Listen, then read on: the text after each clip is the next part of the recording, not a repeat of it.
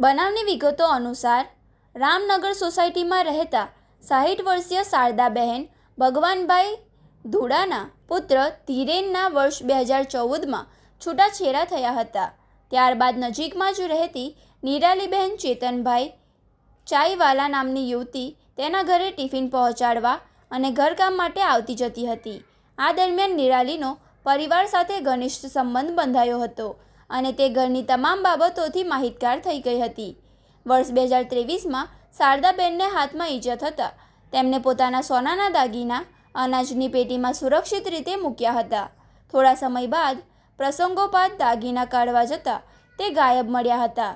ઘરમાં કોઈ તાળું તૂટેલું ન હોવાથી અને પારિવારિક સ્થિતિને ધ્યાનમાં રાખીને શરૂઆતમાં પોલીસે ફરિયાદ કરી નહોતી, પરંતુ બાદમાં પરિવારમાં વિવાદ વધતા શારદાબેને અંકલેશ્વર શહેર પોલીસ સ્ટેશનમાં અરજી આપી હતી.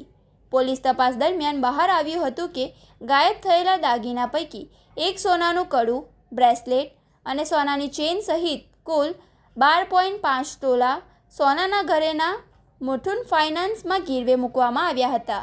આ ખુલાસા બાદ શારદાબેને નિરાલી ચાઈવાલા સામે સત્તાવાર ચોરીની ફરિયાદ નોંધાવી હતી.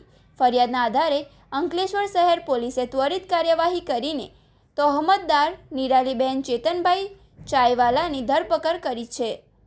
પોલીસે દાગીના રિકવર કરવા તેમજ આરોપીએ આ ઘરેના ઘરમાંથી ક્યારે અને કેવી રીતે સેરવી લીધા અને ફાઇનાન્સ કંપનીમાં ક્યારે ગીરવે મૂક્યા તે અંગે ઊંડાણપૂર્વકની પૂછપરછ માટે રિમાન્ડ મેળવવાની તજવીજ હાથ ધરી છે.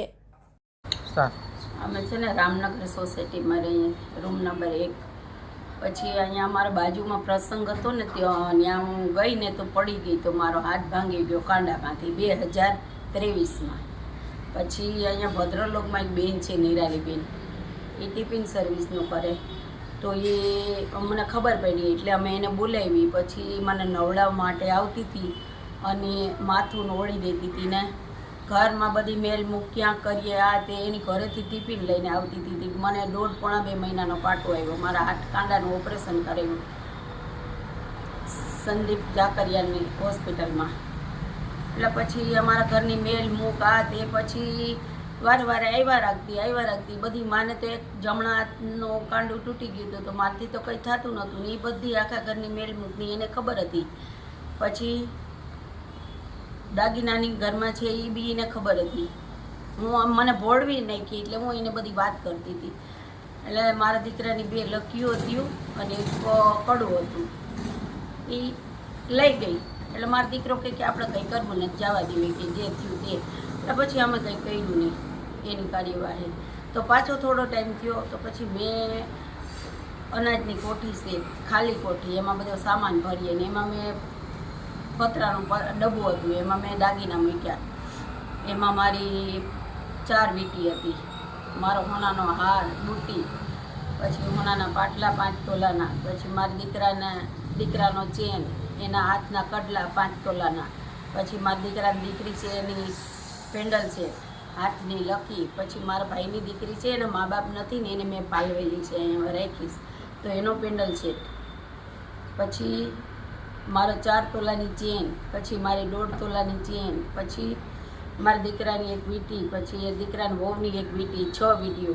આમ કરી બધું 4 મારા ચાંદીના હાકરા, એક જુડો, પછી મારા ભાઈની દીકરીના હાકરા, પછી મારા દીકરાની દીકરીના હાકરા, બધું આમ થઈને લગભગ 40-45 તોલા હોનું એ બધું લઈ ગઈ.